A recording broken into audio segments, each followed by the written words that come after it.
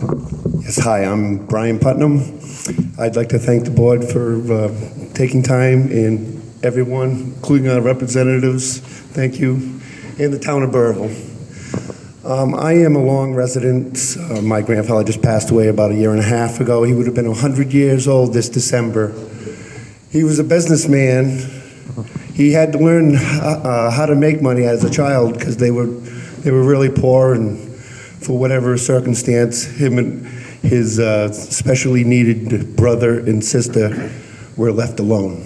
So they had to make it pretty much on their own. He had a store in town called Putnam Market. Then later on he tried restaurants and such things. And he ended up being a fisherman down in Galilee, which he ran for many, many years and had a pretty good life. And actually, the Gale Francis fleet is still in operation today. His first mate, Frankie Blunt, bought the business, and it's still going. So we are in, me and my dad probably would have went into the fishing business, but we throw up.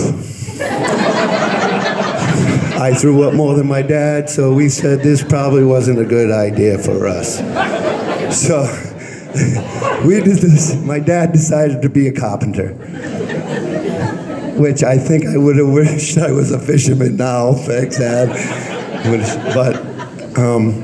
So we've been in construction for a long time, and I actually have an ISDS license.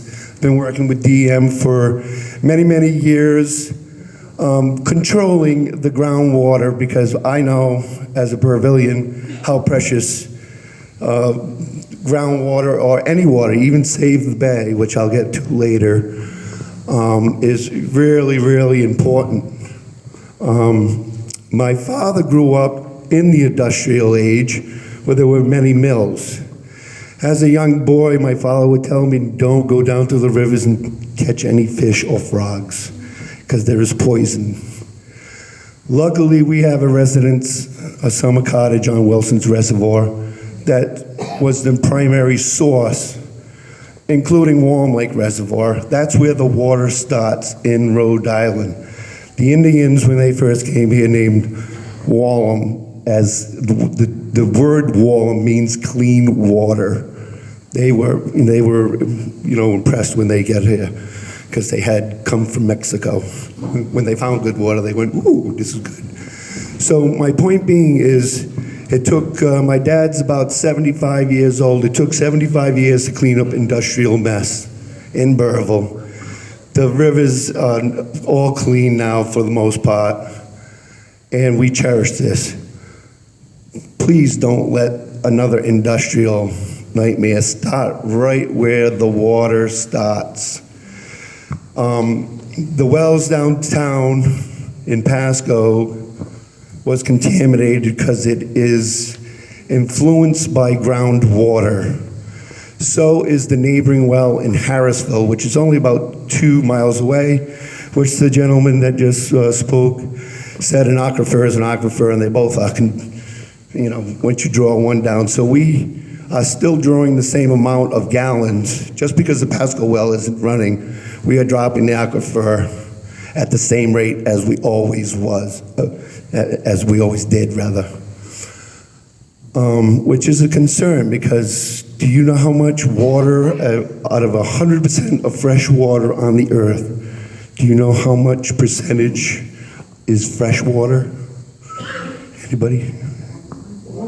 1% is fresh water, 2% is frozen or snow, 97% is salt. Now, in our bodies, we have about 80% of water. So I would think, and I'm only a carpenter, but I have to make decisions every day. And not just a carpenter, I am an installer too. What is the right thing to do? Now, if I only had 1% of something, I would cherish that. We have 97%. It makes more logical that they would pull it from the salt water. And my father had a sailboat for a long time down in East Greenwich Bay, and we wanted to protect the bay. We put all the requirements on the sailboat. We didn't, we liked sailing, we liked the wind. And I always questioned, why would you ever put a sewer plant right on the bay? We're trying to keep the water clean. If you go to Goddard Park, you would not let your children go in the water. The bottom is brown. I fell in the water once and I was grossed out. But now realizing why we would want to do that, because there's a lot more salt water that if we have to contaminate, and I don't want to, it would be logical to do it on the salt water and save the fresh water for our crops and human beings, period. We cannot, and it's not right now that we're maybe in dire need of the fresh water, which we're buying bottled water, and it is a big problem.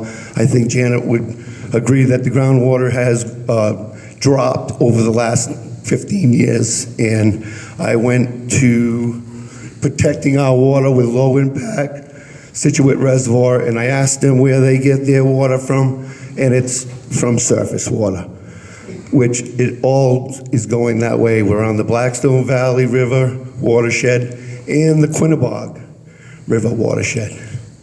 This company is right where our source starts. If we contaminate the Situate, where are you going to get your water from? Thank you.